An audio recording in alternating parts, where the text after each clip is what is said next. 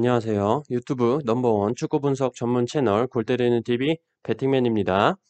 자, 골 때리는 가족분들 깜짝 놀라셨죠? 지금 고향에 갑자기 올 일이 생겨서 챙긴다고 챙겨서 왔는데 가장 중요한 저의 가면을 좀 놓고 오는 바람에 급하게 이렇게 마스크와 선글라스로 대체를 했습니다.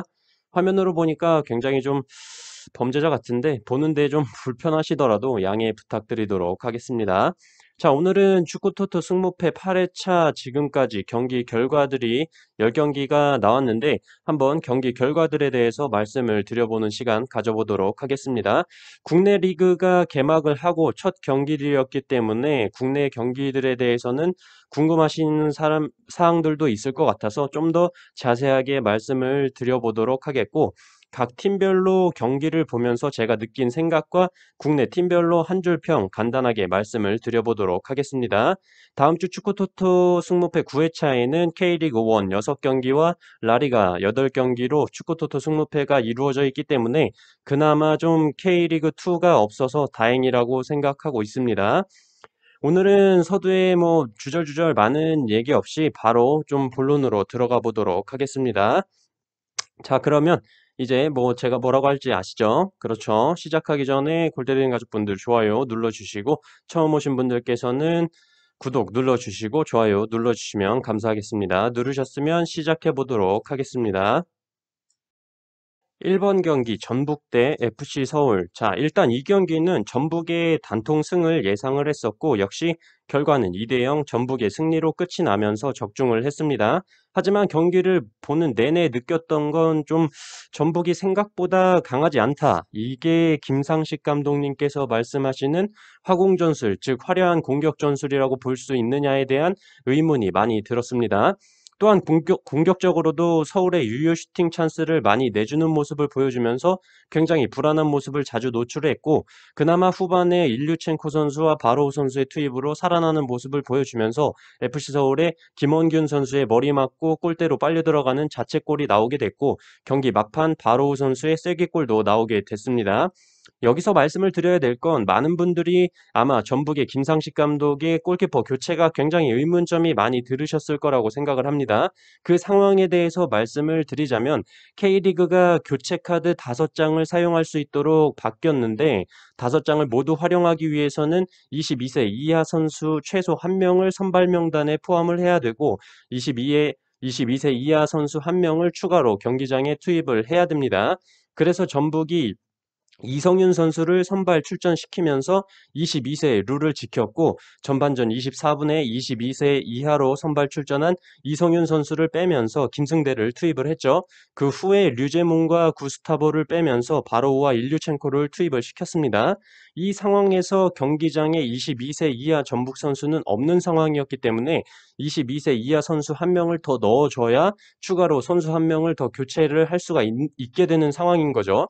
그래서 후반에 살짝 한교원 선수가 가벼운 통증이 있어서 최철순 선수와 교체를 해주는 장면에서 송범근 골키퍼를 빼고 2001년생 김정훈 골키퍼를 동시에 투입을 시키게 된 겁니다.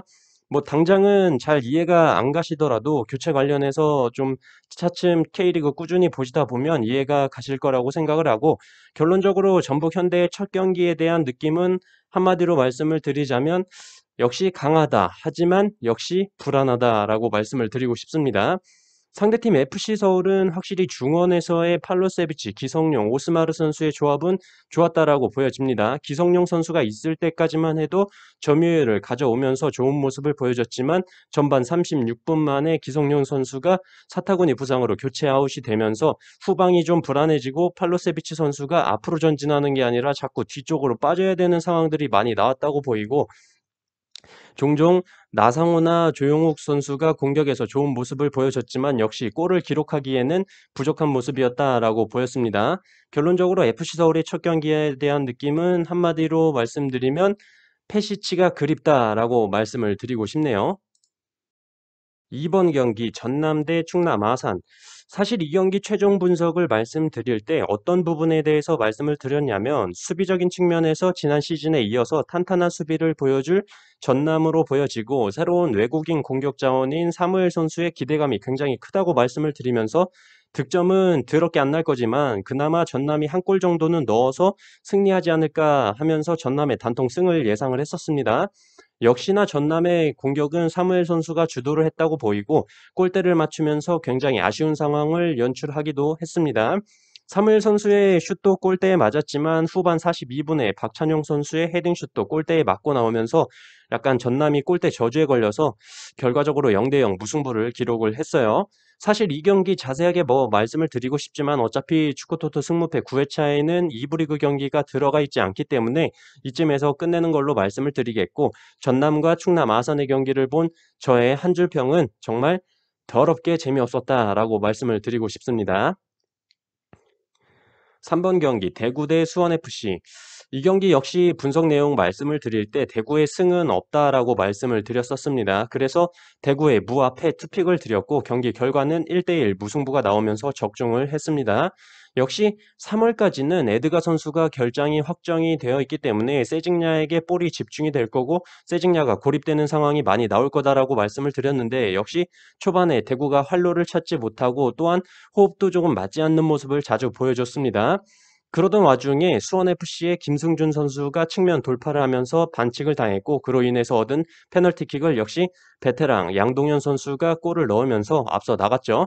후반전에는 확실히 대구가 수원FC에 비해 주도권을 잡고 경기를 하는 모습을 보여줬지만 확실히 최전방에 에드가 같은 선수가 없기 때문에 비교적 단조로운 패턴의 공격을 펼치다가 황순민 선수가 대구 진영에서 한 방에 수비에 수원FC 뒷공간으로 뻥 차준 공을 김진혁 선수가 달려 들어가면서 동점골을 기록을 했습니다. 대구의 안용우 선수를 빼고 이용래 선수를 투입을 하면서 김진혁 선수를 전방으로 올린 전술이 잘 먹혀 들어간 골이었다고 보이긴 하지만 사실 뻥축구에 운이 좀 좋지 않았나 생각을 하고 있습니다. 대구의 한 줄 평은 말씀드려 보자면 그냥 뭐 에드가 빨리 돌아와라 라고 말씀을 드리고 싶고, 수원FC의 한 줄 평을 말씀드려 보자면 페널티킥 골만으론 1부 리그에서 어렵다라고 말씀을 드리고 싶네요. 4번 경기 에이바르 대 우에스카. 에이바르 무앞에 투픽 말씀을 드렸고 우에스카가 선제골을 넣으면서 이기는 듯 했는데 둘 다 더럽게 못하다가 우에스카가 한 골 넣으니까 바로 2분 뒤에 에이바르도 골을 넣으면서 1대1 무승부를 기록을 했고, 무승부 적중은 했지만 단통 무승부로 갈 걸 투폴 쓴 게 좀 아쉽다라고 말씀을 드리고 싶습니다. 자, 5번 경기 세비야 대 바르셀로나. 이 경기 뭐 세비야 승은 아예 생각을 하지 않았고 세비야 단통 패 말씀을 드렸었습니다. 최종 분석에서도 말씀을 드렸지만 세비야가 최근에 잘 나가긴 하지만 컵 경기를 제외하고는 최근 맞대결에서 바르셀로나를 이긴 적이 없고 오캄포스 선수가 있어도 잘해야 비기는데 오캄포스 선수가 빠진 상태이기 때문에 세비야의 단통 패 말씀을 드렸고 역시 경기는 바르셀로나가 주도했다라고 보였습니다. 피케가 돌아온 바르셀로나는 수비에 확실히 안정감을 찾았다고 보이고 세비야의 공격은 잘 먹히지 않을 거라고 말씀을 드렸었는데 역시 뭐 경기를 보는데 확실히 수비에 안정감이 있었고 세비야가 자신들만의 플레이를 잘 펼치지 못하고 있다는 게 경기를 보는 사람한테 확실하게 느껴졌습니다. 결국에 덴벨레와 메시 선수에게 골을 먹히면서 세비야가 0대2로 패배를 기록했습니다. 6번 경기 알라베스 대 오사수나. 자, 최근에 알라베스의 득점력이 좋지 못하다는 점과 오사수나의 원정 경기력이 쓰레기라는 점으로 볼 때 무승부를 봐야 될 것으로 보이지만 이미 맞대결 전적에서 8번 동안 무승부를 기록하지 않다가 가장 최근 맞대결에서 연속으로 2번 무승부를 거뒀기 때문에 3연속 무승부까지는 힘들지 않을까 생각이 들고, 오사수나가 이번 시즌 원정에서 역배당을 받고 3무 6패로 승리를 기록한 적이 없기 때문에 똥대 똥일 때는 그래도 적은 투표율을 선택하는 게 승무패에서는 좀 메리트가 있다고 생각을 해서 알라베스 단통 승을 예상을 했는데 오사수나가 한 골을 기록을 하면서 0대1로 알라베스가 패배를 기록했습니다.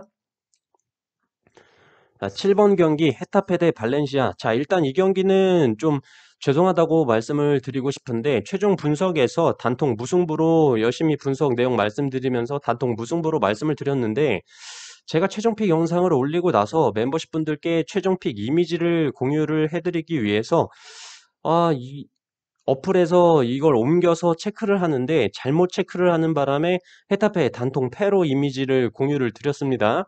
저도 그 이미지를 보고 구매를 해서 헤타페 단통 패로 잘못 구매했는데 결론적으로 헤타페가 승리를 했기 때문에 헤타페 무승부든 패배든 틀린 거긴 하지만 좀 정보를 전달드리는 입장에서 좀 착오가 있었다는 점 사과드리고 싶습니다. 결론적으로 경기는 4연패를 기록 중이던 헤타페가 3대0 대승을 거뒀고 대승을 거둔 데에는 역시 후반 초반에 발렌시아의 디아카비 선수의 퇴장으로 인한 게 좀 컸다고 보입니다. 이 경기에 대한 한 줄 평은 원정 발렌시아는 재수도 지질이 없다라고 말씀을 드리고 싶네요. 자, 8번 경기 포항 대 인천.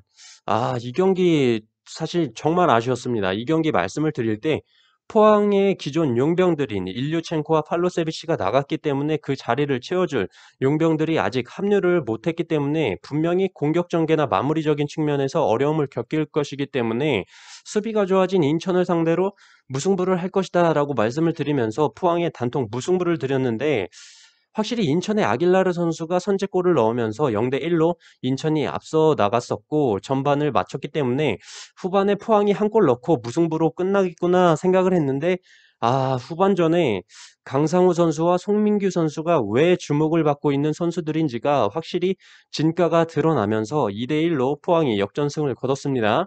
송민규 선수도 송민규 선수지만 강상우 선수 움직임 굉장히 좋더라고요. 상주 상무에서 보여줬던 폼이 잠깐 반짝하는 게 아니었다라는 게 확실히 느껴졌습니다. 상대팀 인천도 확실히 석트리오가 들어오면서 수비력이 좋아진 건 인정하겠는데 한 골 넣은 후에 너무 대놓고 수비만 하지 않았나 두 줄로 세워놓고 막기만 하니까 포항이 때리고 때리다 보니 신광훈 선수의 슛이 수비에 맞고 들어가는 동점골이 터졌고 두 번째 골 같은 경우는 역시 강상우 선수가 완벽한 슛 페인팅으로 수비를 제껴놓고 마음 놓고 슛을 때렸고 그 슛을 골키퍼가 막아내긴 했지만 튕겨나온 볼을 송민규 선수가 끝까지 따라가서 골을 기록을 했습니다. 저는 무승부를 예상했기 때문에 사실 송민규 선수가 그 굴러가는 볼을 따라갈 때 제발 좀 넘어지라고 넣지 말라고 소리를 질렀는데 그걸 끝까지 따라가서 기어이 넣어버리네요. 결론적으로 포항의 한 줄 평을 말씀드려 보자면 용병이 오면 얼마나 더 강해질까라고 말씀을 드리고 싶고 인천의 한 줄 평을 말씀드리자면 이기고 있다고 수비만 하지 말자라고 말씀을 드리고 싶네요. 어쨌든 인천도 지난 시즌보다는 확실히 나아졌다고 보이기 때문에 이번 시즌 무고사 선수가 들어온다면 기대해 볼 만할 것 같습니다. 자, 9번 경기 부산 대 서울 이랜드. 이 경기도 승무패 9회차에 2부 리그 경기가 들어와 있지 않기 때문에 간단히 말씀을 드리자면 분석 내용 말씀드릴 때 부산이 영입한 레반 동무스키, 안병준 선수와 드로잭 선수에 대한 기대가 많이 되지만 서울 이랜드의 공격수 외국인 용병 3인방에 더 무게가 실리고 어쨌든 양팀 모두 공격진의 영입이 좋기 때문에 무승부 없이 난타전으로 많은 골이 나오면서 승패가 갈릴 거다라고 말씀을 드리면서 승패를 드렸었죠. 다만 이랜드가 부산을 상대로 승리를 해본 적은 없었기 때문에 부산의 승을 포기하기는 어렵다고 생각을 해서 부산의 승과 패 투픽을 추천드렸는데 부산의 0대3, 부산이 0대3으로 대패를 기록을 했습니다. 부산이 너무 개털렸다고 보이고 사실상 이 개털린 경기 결과는 부산의 골키퍼가 좀 에러였다라고 말씀을 드리고 싶고 안병준과 드로잭 선수의 투입 시점이 왜 후반전 68분과 77분이었는지 부산의 감독님만이 아시겠지만 내적인 상황을 모르는 사람의 입장으로서는 이랜드에 지려고 작정을 했다라고 말씀을 드리고 싶습니다. 경기 보고 있는데 댓글 보니까 부산은 아파트나 짓자 무슨 축구냐 하면서 악플들이 엄청 달리던데 좀 안타까웠습니다.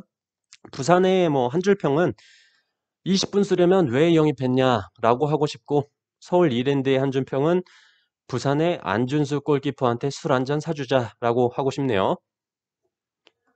10번 경기 수원 삼성 대 광주 FC. 사실상 이 경기도 김건희 선수의 골로 1대0 승리를 하면서 수원 삼성의 단통 승을 예상했던 건 적중을 했습니다.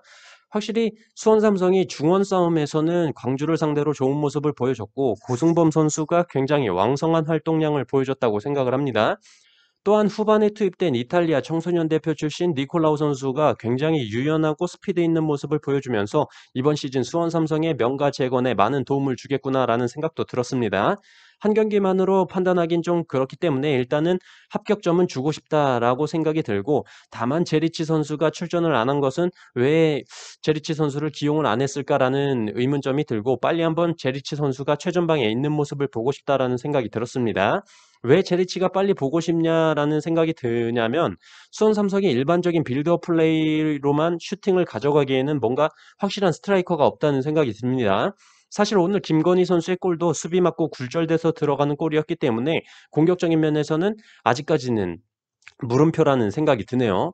그리고 상대팀 광주FC는 분석 때도 말씀드린 것처럼 펠리페 선수 없이는 공격이 제대로 되지 않는다라고 말씀을 드렸었고, 김주공이나 김효기 선수를 쓰기에는 부족할 거다라고 말씀을 드렸는데, 역시나 김주공과 김효기 카드는 공격 마무리 자원으로는 확실히 부족해 보였습니다.